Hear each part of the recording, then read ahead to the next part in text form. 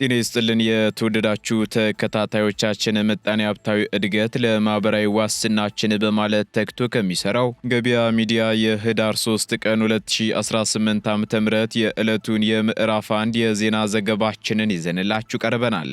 የዜና ዘገባችንን ስፖንሰር ያደረገልን አጋራችን ደግሞ የሮሃ ፎሬክስ ቢሮ ነው። በዜና ዘገባችን ላይ የሮሃ ፎሬክስ ቢሮን የዕለቱን የውጭ ምንዛሬ ተመን የምናጋራችሁ ይሆናል። በዜናዎቻችን ላይ የተመረጡ ምጣኔ ሀብታዊ ማህበራዊና ሌሎች ወቅታዊ እንዲሁም አዳዲስ ጉዳዮችን አካተናል። እንድትከታተሉን እንጋብዛችኋለን። በቅድሚያም አርዕስቶችን የኢትዮጵያ ኤሌክትሪክ ኃይል የታሪፍ ማሻሻያ ማድረጉን አስታወቀም። ለመሆኑ ይህ የታሪፍ ማሻሻያ የተደረገበት ምክንያት ምንድነው? በዝርዝር እናጋራችኋለን። የንግድ ምክር ቤቶች ህንፃ ላይ የኢትዮጵያ ቻምበርና በአዲስ አበባ ንግድና ዘርፍ ማህበራት ምክር ቤት መካከል የተከሰተውን ግጭትና ውዝግብን ተከትሎ አዳዲስ መረጃዎች ወጡ። በዚህም የቢሮውን ግድግዳና በር በመስበር ንብረቶችን ወደ ውጪ ሲጥሉ እንደነበርም ተሰምቷል። የምናጋራችሁ ይሆናል። ሶማሌላንድ ኢትዮጵያን ጨምሮ ሌሎች ሀገራት ይፋ ካደረገችው መመሪያ ውጪ በሌላ ቪዛዎች ወይንም የጉዞ ፈቃዶች ወደ ግዛቷ መግባት እንደማይቻል አስታወቀች። መመሪያውስ ምን ይላል? ሙሉ መረጃውን የምናጋራችሁ ይሆናል። በደረሰ አስደንጋጭ አውሮፕላን መከስከስ አደጋ በአውሮፕላኑ የነበሩ ሁሉም ሰዎች መሞታቸው ተሰማም። በዝርዝር የምናደርሳችሁ መረጃችን ነው። የተወደዳችሁ የገበያ ሚዲያ ተከታታዮቻችን እነዚህንና ሌሎች ኢኮኖሚያዊና ማህበራዊ መረጃዎቻችንን ይዘንላችሁ ቀርበናል። አዳዲስ እንዲሁም ትኩስ ኢኮኖሚያዊና ማህበራዊ መረጃዎቻችንን ለማግኘት ታዲያ የገበያ ሚዲያን እንድትወዳጁ እየጋበዝን በዝርዝር ወደምንመለከታቸው መረጃዎቻችን እናልፋለን። እንኳን ደስ አላችሁ!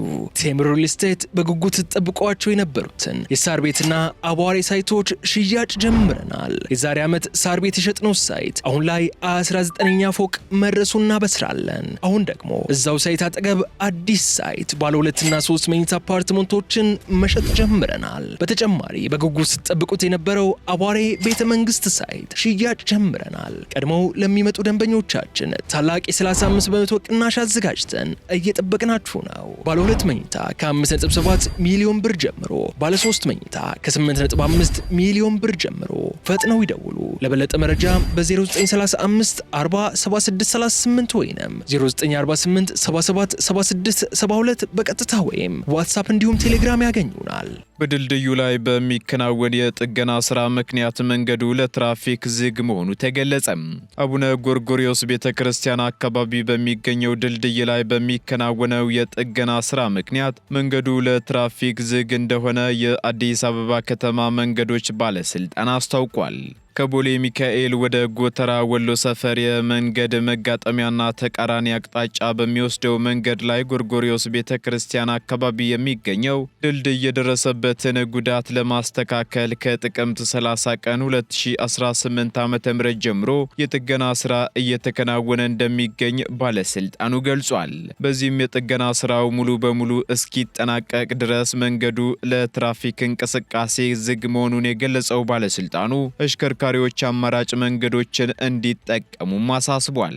በተጨማሪም በጥገና ላይ መሆኑ የተጠቀሰው ድልድይ እስኪጠናቀቅ ድረስ በአካባቢው የትራፊክ መጨናነቅ እንዳይፈጠር አሽከርካሪዎች አማራጭ መንገዶችን እንዲጠቀሙና የትራፊክ ፖሊስ አባላት በሚያመለክቱት አቅጣጫ በመጓዝ ተባባሪ እንዲሆኑ የአዲስ አበባ ፖሊስ ጠቅላይ መምሪያ ጥሪውን አቅርቧል።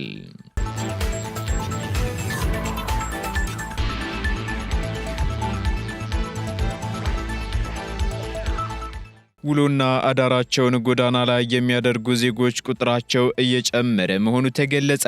ይህ የተገለጸው የሕዝብ ተወካዮች ምክር ቤት የጤና፣ ማህበራዊ ልማት፣ ባህልና ስፖርት ጉዳዮች ቋሚ ኮሚቴ የሴቶችና ማህበራዊ ጉዳይ ሚኒስቴርን የ2018 በጀት ዓመት የሩብ ዓመት እቅድ አፈጻጸም በገመገመበት ወቅት ሲሆን ከትንንሽ እስከ ትልልቅ የክልል ከተሞች ውሎና አዳራቸውን ጎዳና ላይ ያደረጉ ዜጎች ቁጥራቸው እየጨመረ መሆኑ ተገልጿል። ገልጸዋል። ይህን ተከትሎ ህጻናትን ለውጭ ሀገር ጉዲፈቻ መስጠት ከተከለከለ ወዲህ በሀገር ውስጥ ጉዲፈቻ በአደራ ቤተሰብ፣ በተቋማት፣ በማህበረሰብ አቀፍ ትብብር ድጋፍ የተለያዩ መንገዶችን በመጠቀም ህጻናትን ለመደገፍ እየተሰራ ነው ሲሉ የሴቶችና ማህበራዊ ጉዳይ ሚኒስትሯ ዶክተር ኤርጎጌ ተስፋዬ ገልጸዋል።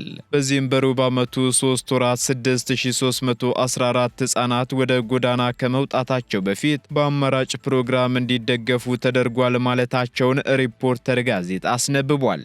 ሚኒስተሩ በሩብ ዓመቱ ከሳውዲ አረቢያ፣ ከጀርመን፣ ከአሜሪካ፣ ከባህሬንና ከሊባኖስ በህገወጥ መንገድ ገብተዋል ተብለው በእስር ላይ የነበሩና በአስቸጋሪ ሁኔታ ውስጥ የነበሩ 6245 ዜጎችን ተቀብሎ በጊዜያዊ መጠለያ እንዲቆዩ የማህበራዊና ስነ ልቦናዊ ድጋፍ በመስጠትም ወደ መጡበት አካባቢ እንዲመለሱ ማድረጉን አስረድተዋል። በሌላ በኩል ቋሚ ኮሚቴው ባቀረበው ጥያቄ ውሎና ዳራቸውን ጎዳና የሚያደርጉ ዜጎች በስፋት እየተስተዋለ በመሆኑ በዚህም ሳቢያ በተለይ ሴቶች ለከፋ የአካል ጉዳትና ጾታዊ ጥቃት እየተዳረጉ በመሆናቸው እነዚህን ዜጎች ከጎዳና አንስቶ ወደ ቤተሰቦቻቸው ለመቀላቀል ሚኒስተሩ ምን እየሰራ ነው ሲል ጠይቋል። የተነሳውን ጥያቄ ተከትሎ ማብራሪያ የሰጡት የሴቶችና ማህበራዊ ጉዳይ ሚኒስተር ዴታ ወይዘሮ ሁሪያ አሊ ውሎና ዳራቸውን ጎዳና ላይ ያደረጉ ዜጎች ከጊዜ ወደ ጊዜ እየጨመረ መሆኑን አምነው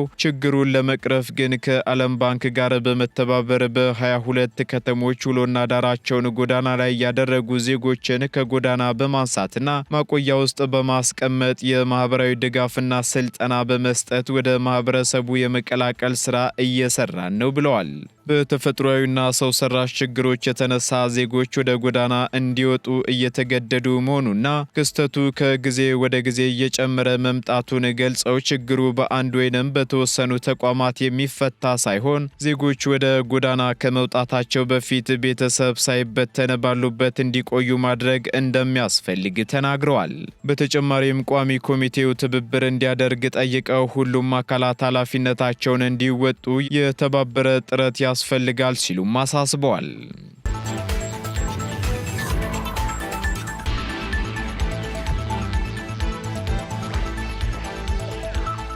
ለምክር ቤቱ ምትክ ሳይሰጥ ቢሮውን በጉልበት እንዲለቅ ማድረጉን አዲስ ቻምበር አስታወቀም።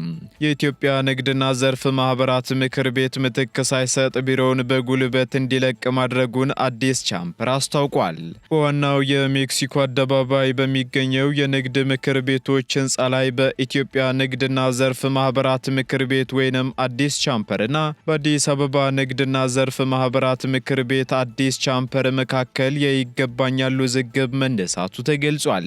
ጉዳዩ በፍርድ ቤት በእግድ ስር ያለ የኢትዮጵያ ቻምበር ሰራተኞች የአዲስ ቻምበርን ቢሮ በጉልበት ሰብረው ንብረቶችን ወደ ውጪ መጣላቸውን የዓይን እማኞች ገልጸዋል ሲል ካፒታል ጋዜጣ አስነብቧል። ቁጥራቸው 20 ገደማ ይደርሳሉ የተባሉ የኢትዮጵያ ቻምበር ሰራተኞች የቢሮውን ግድግዳና በር በመስበር ንብረቶችን ወደ ውጭ ሲጥሉ እንደነበርም ተነግሯል። እንደ ካፒታል ጋዜጣ ዘገባ ከሆነ የኢትዮጵያ ንግድና ዘርፍ ማህበራት ምክር ቤት ሰራተኞች የቢሮ ማስለቀቁን ምክንያት ሲገልጹ የኮሪደር ልማት እንድናለማ ከመንግስት ታዘናል ሲሉ ተናግረዋልም ብሏል። የፌዴራል የመጀመሪያ ደረጃ ፍርድ ቤት ህዳር 1 ቀን 2018 ዓ.ም ላይ በሰጠው ብይን ኢትዮጵያ ቻምበር ለልማት ሲል እድሳት ለማድረግ ቢፈልግ እንኳን በመጀመሪያ ለአዲስ ቻምበር በቂ ተቀያሪ ቦታ በማዘጋጀት ለፍርድ ቤቱ ማሳወቅ እንደሚገባ ወስኖ ነበር ተብሏል። ነገር ግን ይህ የህግ መመሪያ ቢኖርም ምትክ ሳይሰጥ እርምጃው መወሰዱ ውዝግቡን አባብሶታል የተባለው። ጉዳዩን ተከትሎ የኢትዮጵያ የንግድና ዘርፍ ማህበራት ምክር ቤት ፕሬዝዳንት አቶ ሰብስብ አባፊራ ምላሽ የሰጡ ሲሆን በፍርድ ቤቱ ተጥሎ የነበረውን የማልማት እግድ በማንሳት ነው ወደ ተግባር የገባ ነው ማለታቸውን ዘገባው ጠቁሟል።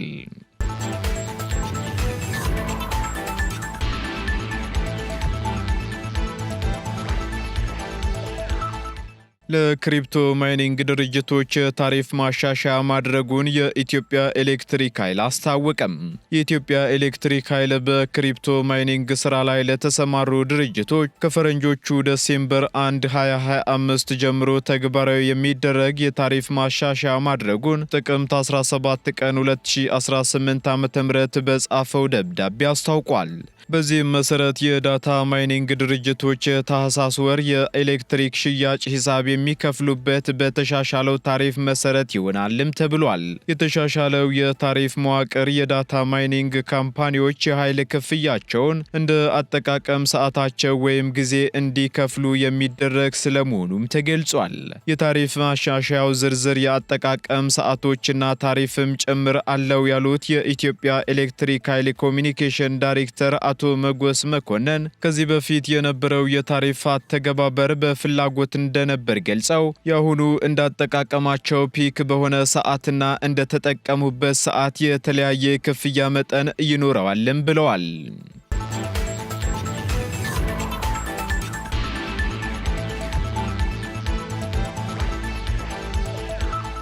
ሶማሊላንድ ኢትዮጵያን ጨምሮ በርካታ ሀገራት በሶማሊያ የጉዞ ሰነዶች ወደ ግዛቷ መግባት እንደማይችሉ አስታወቀች። ሶማሊላንድ በሶማሊያ በሚሰጥ ቪዛ ወይንም የጉዞ ፈቃድ ወደ ግዛቷ መግባት እንደማይቻል ያስታወቀች ሲሆን በዚህም በድንበሮቿ ላይ ቁጥጥርን በማጥበቅ የኢሚግሬሽን ክትትልን ማጠናከሯም ተገልጿል። ከቀናት በፊት በወጣው መመሪያ መሰረትም የኢሚግሬሽንና ድንበር ቁጥጥር መመሪያ በሶማሊያ የተሰጡ ቪዛዎች ወይንም የጉዞ ፈቃዶች ወደ ሶማሌላንድ ሪፐብሊክ ለመግባት ተቀባይነት እንደሌላቸው ይገልጻል። በመሆኑም ሰነዶቹ በማንኛውም የሶማሌላንድ ድንበር መግቢያ ላይ ተቀባይነት አይኖራቸውም ብሏል። በዚህም ሰነዶቹን ይዘው የሚቀርቡ ግለሰቦች ወደ ሶማሌላንድ እንዳይገቡ የሚከለከሉ መሆኑን የገለጸው መመሪያው በኢሚግሬሽን ደንቦች መሰረት ሕጋዊ ሂደቶችን ሊከተሉ እንደሚገባም ገልጿል። መመሪያው ሶማሌላንድን ለመጎብኘት ለሚፈልጉ የውጭ ዜጎች ተቀባይነት ያላቸውን የመግቢያ ሂደቶች ግልጽም አድርጓል። በዚሁ መሰረት ሀርጌሳ ኤጋል ዓለም አቀፍ አውሮፕላን ማረፊያ ሲደርሱ በሚሰጥ ቪዛና በአቅራቢያ በሚገኝ የሶማሌላንድ ኤምባሲ ሚስዮን ወይንም ቆንጽላ በኩል ለቪዛ አስቀድሞ በማመልከት ነው ተብሏል። ለቅድሚያ ማመልከቻ እውቅና የተሰጣቸው ቢሮዎች ደግሞ በኬንያ፣ በኢትዮጵያ፣ በዩናይትድ ኪንግደም፣ አሜሪካ፣ ታይዋን፣ ቱርክ፣ ጅቡቲና ሌሎች እውቅና የተሰጣቸው ቦታዎች የሚገኙበትን ያጠቃልላል ሲልም ገልጿል። በተጨማሪም ተቀባይነት ያለው የሶማሌላንድ መግቢያ ቪዛ ወይንም የሶማሌላንድ ነዋሪነት ቪዛ ያላቸው ሰዎች ለመደበኛ የኢሚግሬሽን ምርመራ ተገዢ በመሆን በየትኛውም በተዘጋጀ ድንበር ማቋረጫ በኩል ወደ ግዛቷ መግባት ይችላሉ ተብሏል።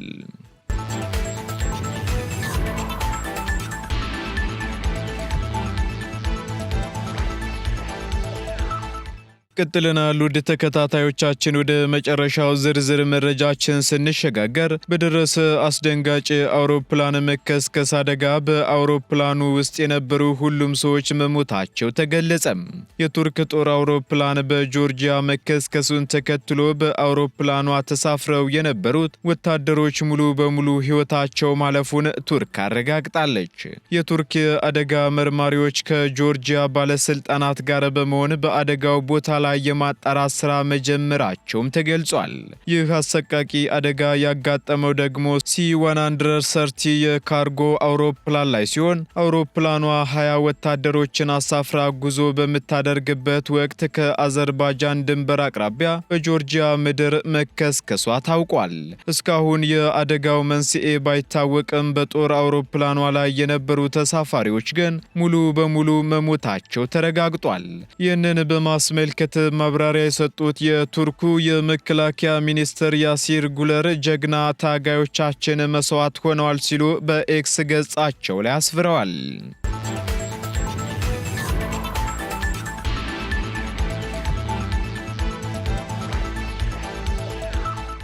ቀጥለናል ውድ ተከታታዮቻችን።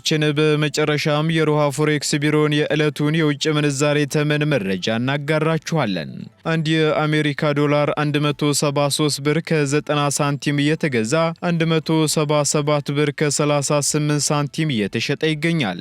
ፓውንድ ስተርሊንግ 219 ብር ከ30 ሳንቲም እየተገዛ 223 ብር ከ69 ሳንቲም እየተሸጠ ይገኛል። ዩሮ ደግሞ 194 ብር ከ24 ሳንቲም መግዣው ሲሆን መሸጫው ደግሞ 198 ብር ከ12 ሳንቲም ሆኗል። ስዊስ ፍራንክ 204 ብር ከ2 ሳንቲም እየተገዛ 208 ብር ከ10 ሳንቲም እየተሸጠ ይገኛል።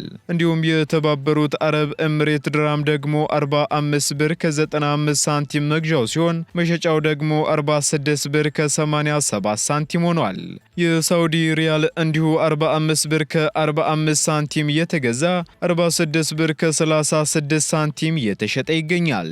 የቻይናው ዩዋን 22 ብር ከ85 ሳንቲም እየተገዛ 23 ብር ከ31 ሳንቲም እየተሸጠ መሆኑን የሮሃ ፎሬክስ ቢሮ የዕለቱ የውጭ ምንዛሬ ተመን መረጃ ያመላክታል።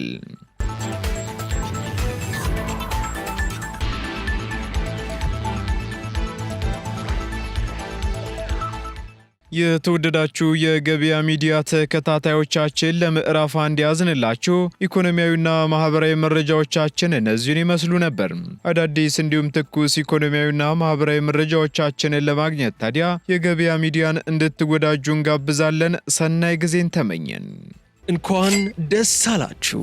ቴምር ሪል ስቴት በጉጉት ተጠብቋቸው የነበሩትን የሳር ቤትና አቧሬ ሳይቶች ሽያጭ ጀምረናል። የዛሬ ዓመት ሳር ቤት የሸጥነው ሳይት አሁን ላይ 19ኛ ፎቅ መድረሱን እናበስራለን። አሁን ደግሞ እዛው ሳይት አጠገብ አዲስ ሳይት ባለ 2 እና 3 መኝታ አፓርትመንቶችን መሸጥ ጀምረናል። በተጨማሪ በጉጉት ተጠብቁት የነበረው አቧሬ ቤተ መንግስት ሳይት ሽያጭ ጀምረናል። ቀድሞው ለሚመጡ ደንበኞቻችን ታላቅ የ35 በመቶ ቅናሽ አዘጋጅተን እየጠበቅናችሁ ነው። ባለ 2 መኝታ ከ5.7 ሚሊዮን ብር ጀምሮ፣ ባለ 3 መኝታ ከ8.5 ሚሊዮን ብር ጀምሮ ፈጥነው ይደውሉ። ለበለጠ መረጃ በ0935 40 7638 ወይም 0948 77 76 72 በቀጥታ ወይም ዋትስአፕ እንዲሁም ቴሌግራም ያገኙናል።